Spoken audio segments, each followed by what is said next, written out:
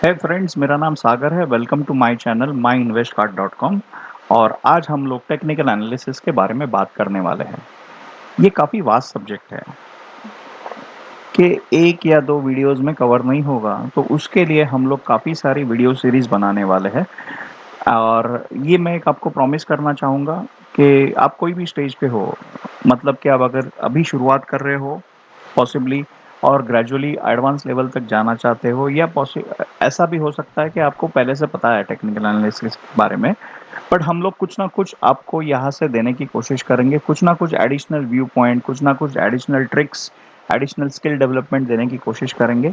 सो एक छोटा सा रिक्वेस्ट है कि आप जहाँ पे नीचे बेल आइकन है वहाँ पे आप हमारा चैनल सब्सक्राइब करें, ताकि जैसे जैसे हम फ्यूचर वीडियोस रिलीज करें, आपको वो इन्फॉर्मेशन मिलती जाएगी। आप कोई भी वीडियोस मिस नहीं करेंगे। दूसरा कि डिस्क्रिप्शन में हमने काफ़ी सारे लिंक्स दिए हुए हैं, जहाँ पे आपको काफ़ी सारे टेक्निकल एनालिसिस से रिलेटेड आर्टिकल्स कहाँ पे अवेलेबल होंगे, वो उसका इन्फॉर्मेशन मिलेगा। टूल्स कौन से अवेलेबल है उसका इन्फॉर्मेशन मिलेगा, और सबसे इम्पोर्टेंट कि आप कम्युनिटी ग्रुप ज्वाइन करने का इन्फॉर्मेशन मिलेगा।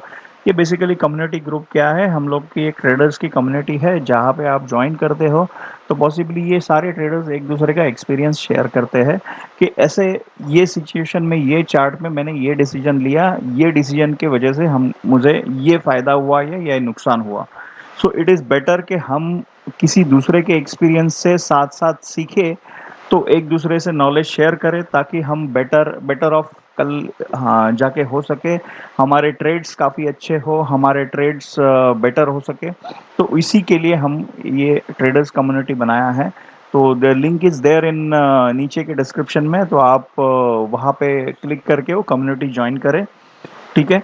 सो हम अभी आज के टॉपिक पे फिर से आते हैं कि what is technical analysis. Technical analysis is a tool, actually it is a, अगर आप देखेंगे कि एक रिसर्च टेक्निक है, जहाँ पे हम क्या करते हैं कि मार्केट पार्टिसिपेंट्स है, उनके एक्शंस अंडरस्टैंड करने की कोशिश करते हैं। उसके लिए हम वेरियस टाइप के चार्ट्स यूज़ करते हैं, वेरियस टाइप्स के डेटा यूज़ करते हैं, और वो सारा चीज़ हम क्या करते हैं कि मार्केट पार्टिसिपेंट्स है। अभी ये मार्केट पार्टिसिपेंट्स है कौन? मार्केट पार्टिसिपेंट्स मतलब हो गई कि आप या मेरे जैसे ट्रेडर्स हो गए, जो इंडिविजुअल ट्रेडर्स है। फिर हम बैंक्स ले सकते हैं। तो बैंक्स काफ़ी सारे ट्रेड्स करती मार्केट में करती है, अपनी अपनी पोजीशंस हेज करने के लिए। फिर फॉरेन इन्वेस्टर्स है, इंस्टीट्यूशनल इन्वेस्टर्स है, ये सारे लोग है ना मार्केट में ट्रेड करते हैं। बड़े ट्रेडर्स भी है, वो ट्रेड्स करते रहते हैं। तो these are called market participants. ठीक है। तो ये सारा एज अ टोटल मार्केट ये कैसे मूव कर रहा है, उनका डायरेक्शन क्या है, ये पता करने के लिए हम टेक्निकल एनालिसिस का यूज करते हैं। अभी ये टेक्निकल एनालिसिस है, ये डिमांड सप्लाई रूल पे है। जहाँ पे सबसे ज़्यादा डिमांड होगा एंड सप्लाई कम होगा, तो ऑब्वियसली डिमांड ज़्यादा है, सप्लाई कम है, तो क्या होगा कि कोई भी चीज़ की जो रेट है वो बढ़ती जाएगी। उसके अगेंस्ट में अगर आप देखोगे कि सप्लाई ज़्यादा है बट डिमांड कम है, सप्लाई ज़्यादा है और कोई लेने की कोशिश नहीं कर रहा है, डिमांड सप्लाई काफ़ी सारे लोग बेचने की कोशिश कर रहे हैं, तो सप्लाई ज़्यादा हो गई। तो इसके वजह से क्या होगा कि उसकी प्राइस रिड्यूस होती जाएगी। तो ये ओवरऑल मार्केट जो चलता है वो डिमांड सप्लाई रूल्स पे चलता है, और उसी का रिफ्लेक्शन हमको वेरियस चार्ट्स पे मिलता है। और वो चार्ट्स को अंडरस्टैंड करके हम मार्केट का डायरेक्शन फाइंड आउट करने की कोशिश करते हैं कि whether it is on positive side, market ऊपर जाने वाला है कि मार्केट नीचे आने वाला है। वो समझने की कोशिश करते हैं, और वो समझ के हम अपने ट्रेड्स लेते हैं। सो अलग अलग टाइप्स के चार्ट्स यूज़ करते हैं, अलग अलग टाइप्स के पैटर्न्स यूज़ करते हैं, चार्ट्स के इंडिकेटर्स है अलग अलग, वो यूज़ करते हैं। तो this is all about technical basic, एक नटशेल में कि जैसे जैसे हम लोग ग्रेजुअली आगे बढ़ेंगे, हम ज़्यादा डीप होते जाएंगे। अभी हम काफ़ी वेरी बेसिक बेसिक चीज़ों की बात कर रहे हैं कि टेक्निकल एनालिसिस है क्या एग्जैक्टली exactly। अभी ये रिसर्च टेक्निक्स है, ये हम कहाँ कहाँ यूज़ कर सकते हैं। तो प्रैक्टिकली ये एप्लीकेबल कहीं पे भी, कोई भी मार्केट में एप्लीकेबल होती है। अगर आप इक्विटी में ट्रेड कर रहे हो, अगर आप कमोडिटी में ट्रेड कर रहे हो, अगर आप करेंसी में ट्रेड कर रहे हो, फ्यूचर्स के लिए ट्रेड कर रहे हो, ऑप्शंस के लिए ट्रेड कर रहे हो, पॉसिबली थोड़ा थोड़ा पैटर्न अलग होगा, बट देन ये सेम टेक्निक से बेस ही सेम है वो आप कोई भी मार्केट में आप उसका मतलब यूटिलाइजेशन कर सकते हैं। आप सेम टेक्निक्स आप दूसरे मार्केट्स में यूज कर सकते हो। तो इसका सबसे बड़ा ये एडवांटेज है कि टेक्निकल एनालिसिस आप it is applicable to all, it is common कई। तो इसके बारे में और थोड़ा-सा और जानने के लिए हम समझते हैं कि टेक्निकल एनालिसिस जब भी आप कर रहे हो तो आपके असम्पशन्स क्या होने चाहिए। सो नॉर्मली लोगों के असम्पशन्स क्या होते हैं, वो हम जानने की कोशिश करेंगे अभी। एंड पहला असम्पशन है कि प्राइस डिस्काउंट्स एवरीथिंग। इसका मतलब क्या है कि जो भी इंफॉर्मेशन अवेलेबल है मार्केट में, पॉसिबली कुछ न्यूज़ आने वाली है उसके वो कंपनी के बारे में, तो सारी इंफॉर्मेशन पब्लिक डोमेन में जो अवेलेबल है, in fact not only public domain but then insider trading के लिए भी जो भी इंफॉर्मेशन अवेलेबल है वो सारी इंफॉर्मेशन प्राइस में रिफ्लेक्ट करती है। मतलब आपको एक एग्जांपल बताता हूँ कि एक कोई कंपनी है जो नियर फ्यूचर में कोई प्रोडक्ट लॉन्च करने वाली है, जिसके वजह से वो कंपनी को काफ़ी सारा बेनिफिट होगा।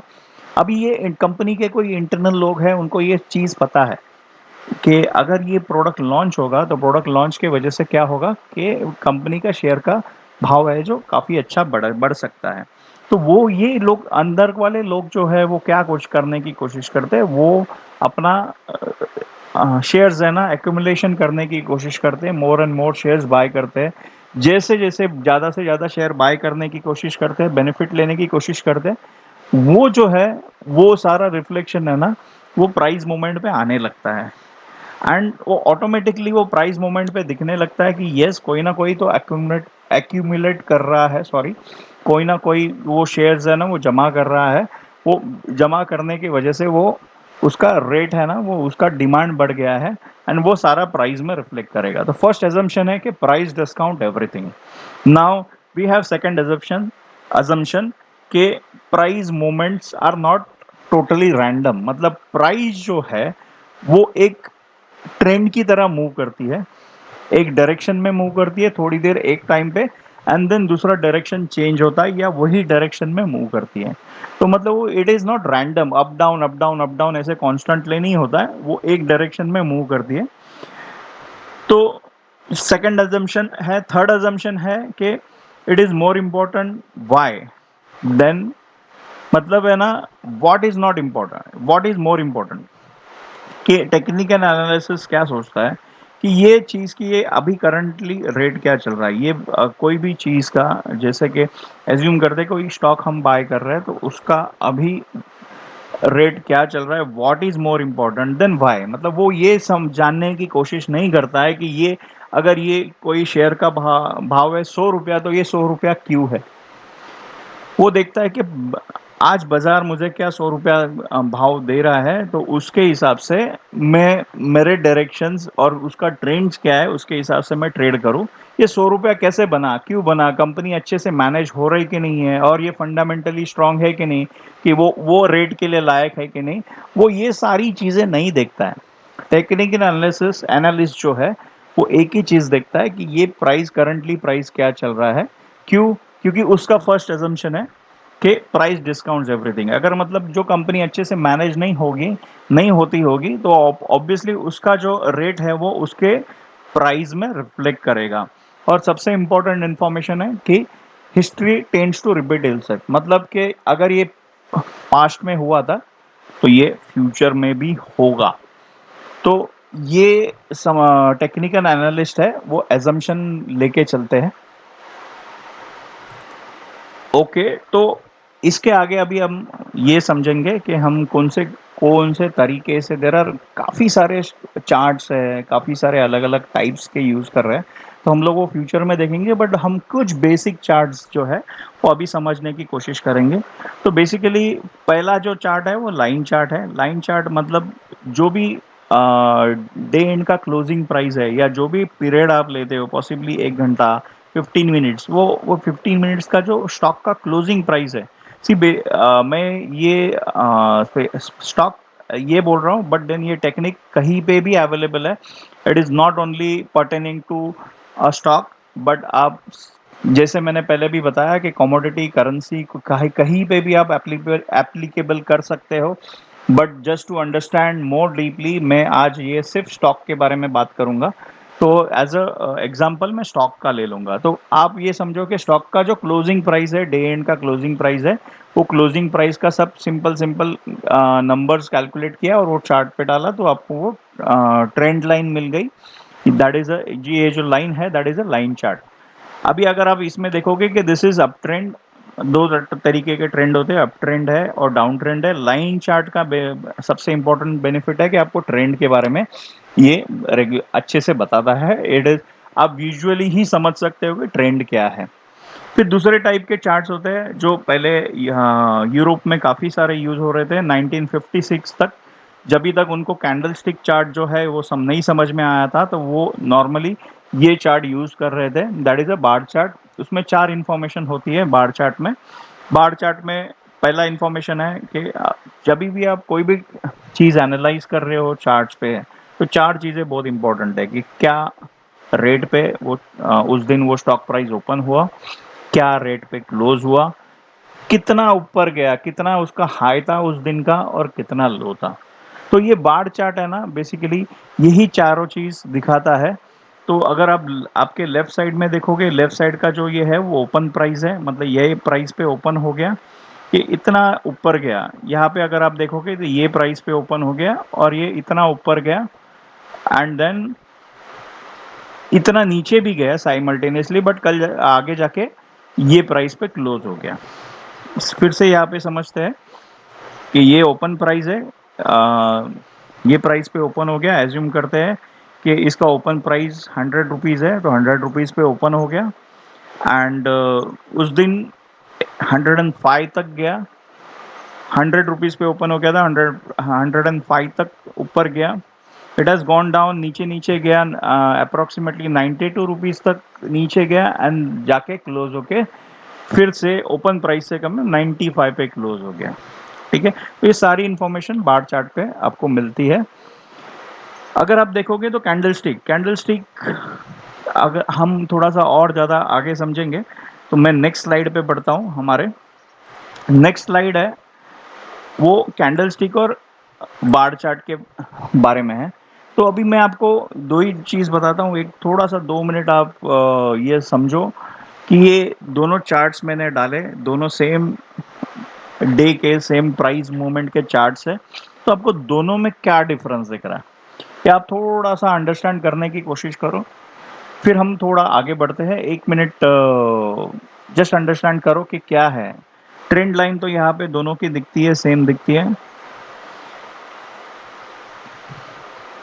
तो जापानीज कैंडलस्टिक, ये जो है ना, जापान के लोग हैं ना, वो काफ़ी सारे ट्रेडिंग के लिए कई सालों से, मतलब 500, जब तक हमको ये पता चला या वेस्टर्न यूरोपियंस को पता चला कि ऐसे भी कोई टेक्निक होती है, उसके कई साल पहले से ये टेक्निक वो लोग यूज़ कर रहे थे। ये उनके ट्रेडिशन में थी। एंड चावल, बेसिकली राइस ट्रेडिंग के लिए वो नॉर्मली यूज़ होता था। एंड 16 सेंचुरी से जापानीज कैंडलस्टिक यूज़ हो रहा है। ठीक है, मतलब जापानीज लोग ये एडवांस टेक्निक यूज़ कर रहे थे। अभी ये सारा आगे का हमारा जो टेक्निकल एनालिसिस का डिटेल्स है, टेक्निकल एनालिसिस हम बात करने वाले, वो सारी चीज़ हम कैंडल स्टिक पे बात करने वाले हैं। And bar chart right now very few people are using, yes, still few people are using it, but then now it is outdated. So advanced, most advanced thing is Japanese candlestick। उसमें भी थोड़े variations वाले और advance versions आए हैं, वो आगे के वीडियोस में हम कवर करेंगे।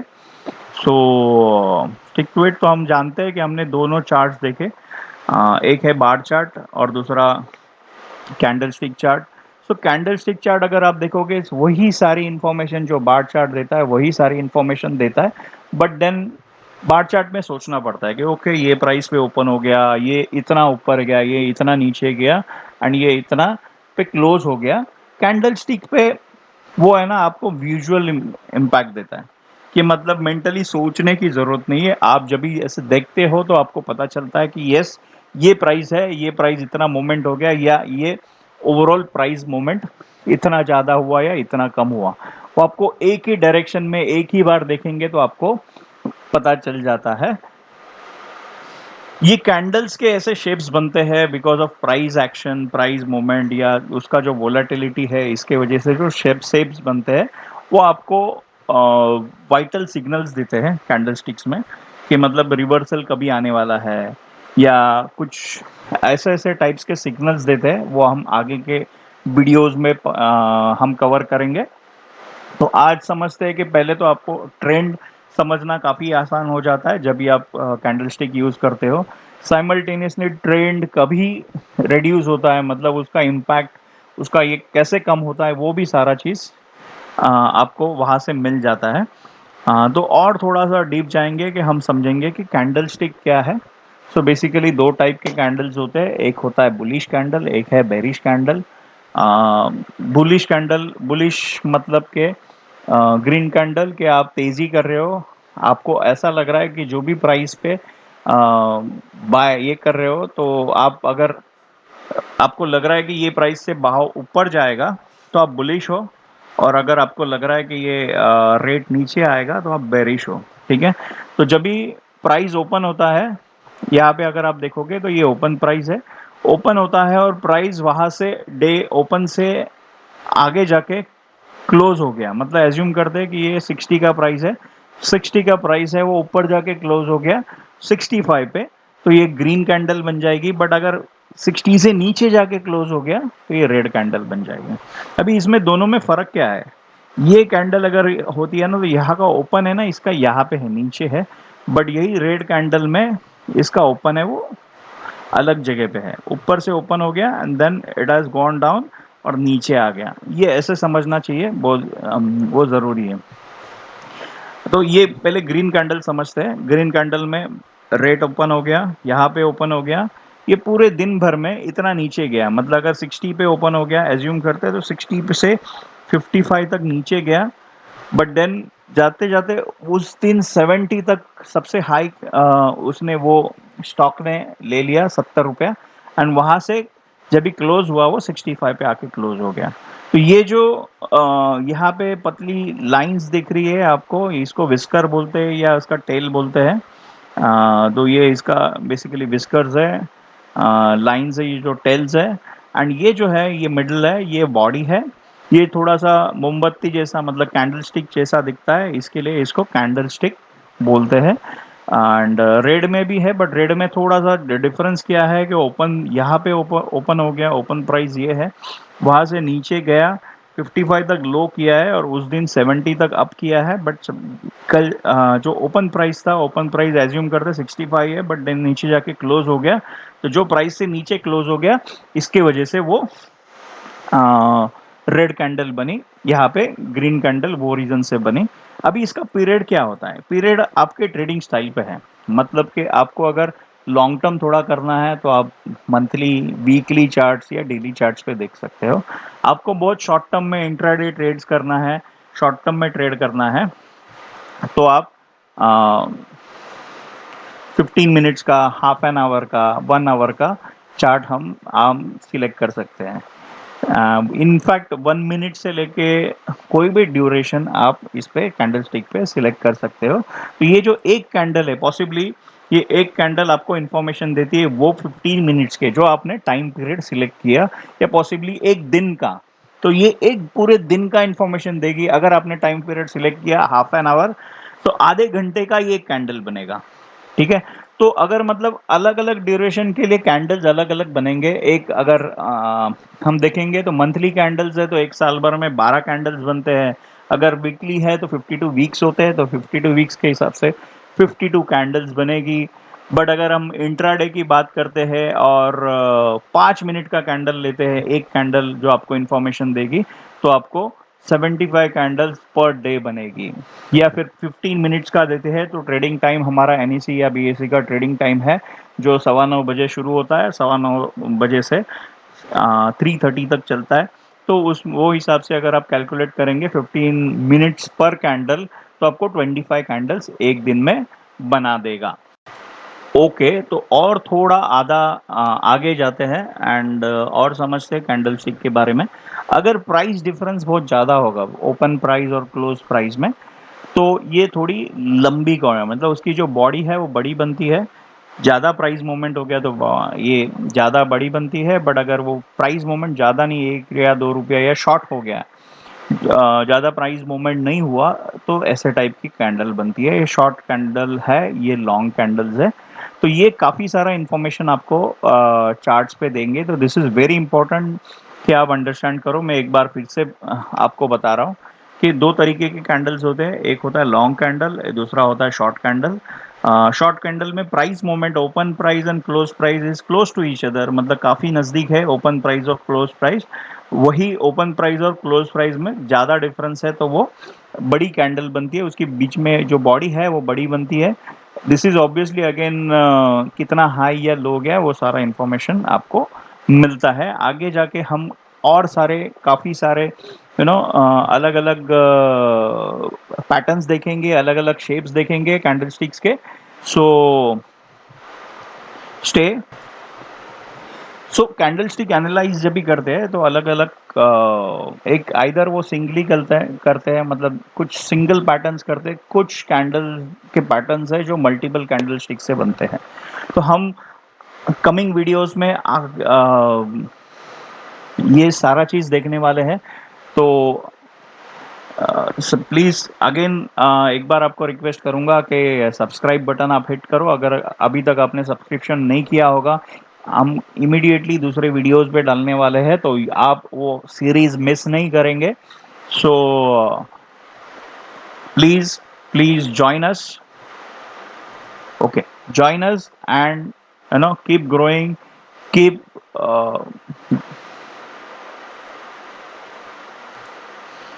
जॉइन अस फॉर सब्सक्राइब करो, सब्सक्राइब बटन ये करो, शेयर करो आप फ्रेंड्स के साथ, एंड मिलते हैं अगले वीडियो में। Thank you very much, thanks for joining.